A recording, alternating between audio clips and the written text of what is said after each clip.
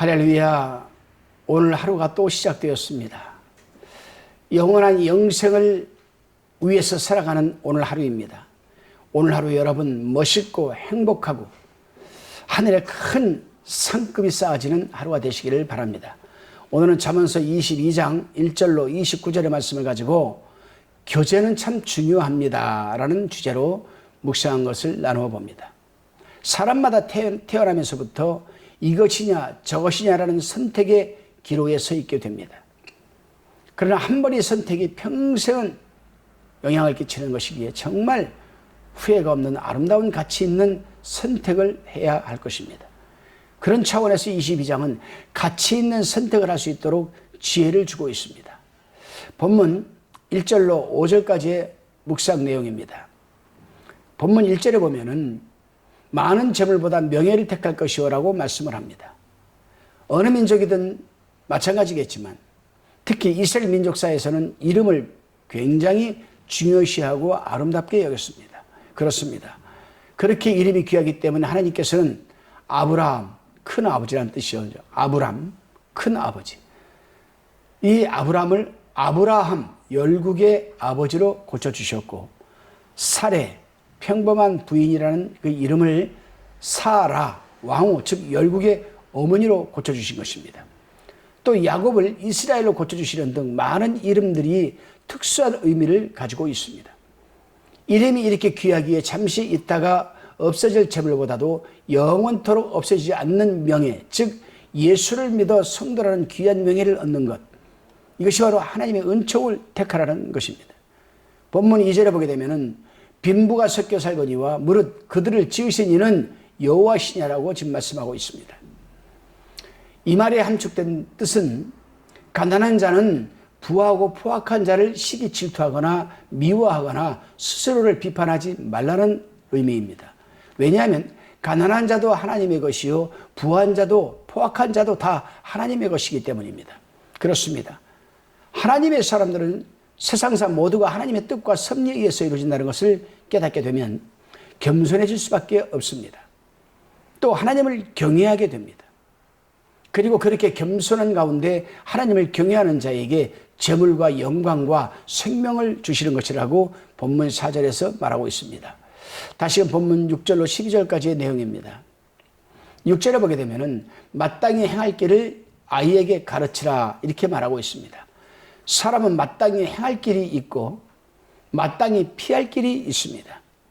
그렇게 두 길 사이에서 어느 길을 택할 것인가? 길 위에 서 있는 것이 인생이요 마땅히 행할 길을 행하는 것이 성도의 지혜라 생각합니다. 그렇습니다, 여러분. 마땅히 행할 길을 아이에게 가르치라. 그리하면 늙어도 그것을 떠나지 아니하리라. 이 말씀은 기독교 교육은 조기 교육이 중요하다는 것을 의미합니다. 따라서 조기에 자녀들을 종교교육시키지 못한 책임은 누구에게 있는 것일까? 바로 여러분 부모에게 있는 것입니다.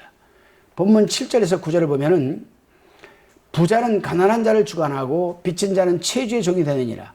악을 뿌리는 자는 재앙을 거두리니 그 분노의 기세가 쇠잔하리라 이렇게 말하고 있죠. 이 말씀은 부자는 부자대로 가난한 자는 가난한 자대로 각자가 가야 할 길이 있다는 겁니다. 그렇습니다, 여러분.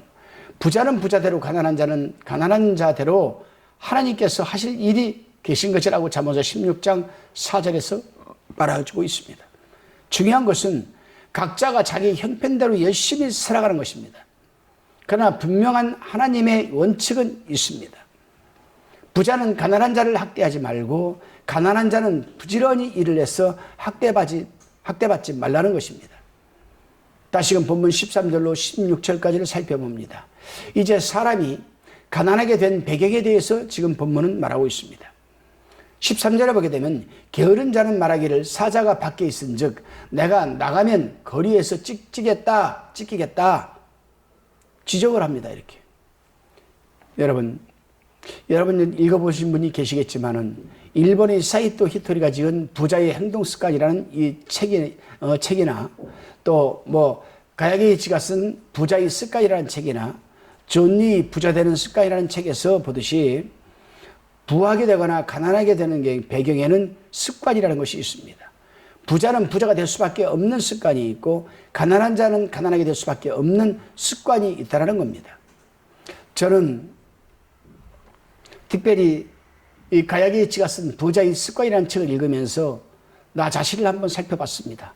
나는 어떠한 습관을 가지고 있는가? 여러분, 부자가 될 수밖에 없는 습관이더라고요. 그러나 그것이 하루아침에 바꿔질 수가 있는가? 부단한 노력이 필요할 것입니다. 다시금 본문 17절로 21절까지의 묵상 내용입니다. 17절에 보게 되면 너는 귀를 기울여 지혜 있는 자의 말씀을 들으며 내 지식에 마음을 둘지어다 이렇게 교훈하고 계십니다. 그렇습니다, 여러분. 하나님의 말씀을 주신 목적은 무엇보다도 듣고 그 들은 말씀에 마음을 두게 하려고 하신 것 아니겠습니까? 그렇다면 왜 듣고 마음에 새기라고 하실까? 그렇습니다. 하나님을 의뢰하게 하시려는 것, 19절에서 말합니다. 진리의 말씀을 깨닫게 하시려는 것, 그 이상 그 이하도 아닙니다. 그래서 우리는 말씀을 들을 때 아멘으로 받아들여서 마음판에 새기어 늘 되새기고 묵상하면서 행함으로 순종해야 되는 겁니다. 다시금 본문 22절로 29절까지 묵상한 내용입니다. 여기서는 사귀지 말아야 할 사람과 교제를 피해야 할 사람에 대해서 교훈을 하고 있습니다. 본문 24절에 노를 품는 자와 사귀지 말며 울분한 자와 동행하지 말지니라 이렇게 교훈하고 있습니다. 왜냐하면 하나님의 사람들은 사람이 성내는 것이 하나님의 의를 이루지 못하기 때문입니다. 그런데 울분한 자는 동행하지 말라고 하시는데 여기서 울분한 자라는 성질이 칼날 같고 분기하기를 잘하는 사람을 의미하는 겁니다. 그렇다면 왜 이런 자와 교제를 하지 말아야 하는가? 그것은 친구 따라 강남 간다라는 속담대로 그 행위를 본받을까 봐서 그런 것 아니겠습니까? 우리 사자성어에 보게 되면 금묵자흑이라는 말이 있습니다. 금묵자흑. 검은 벽을 가까이 하면 검어진다라는 뜻입니다. 사람이란 가까이하고 동행하는 자의 영향을 받기가 참 쉽기 때문입니다.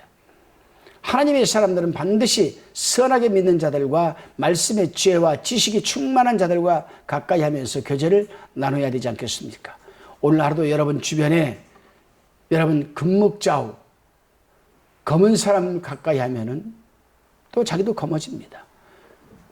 제가 잘 아는 화백이 한 명이 있습니다. 동양화 화백인데 그 동양화 화백은 서예도 참 잘합니다. 글도 잘 써요. 근데 제가 그 친구 화실에 한번 이렇게 작업실에 가보면 작업복이 온통 시커멉니다. 이 먹물이 튀고 먹을 갈면서 튀고 이 붓에 묻고 시커매요. 사실 그렇습니다, 여러분. 이 금묵자흑 검은 먹을 가까이 하면 검어진다. 참 나쁜 사람과 가까이 하게 되면 늘 그런 영향을 받게 됩니다. 오늘 하루도 여러분 주변에서 정말 좋은 분들과 만나서 동행하는 하루가 되시기를 바랍니다.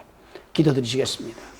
주님, 이 세상의 모래알처럼 많은 사람들 가운데서 유독 우리를 선택하셔서 의로운 성도라 부름받게 하신 그 은총을 감사합니다. 세상 재물은 잠깐이요 성도라는 이름은 영원한 것이니 열심히 하나님을 경외하게 하옵소서. 그리고 언제나 모든 일에는 하나님의 뜻과 섭리가 있음을 깨닫고 불평불만하지 말게 하옵소서. 늘 선한 자들과 교제하게 도와주옵소서. 감사드리오며 예수님의 이름으로 기도드리옵나이다. 아멘.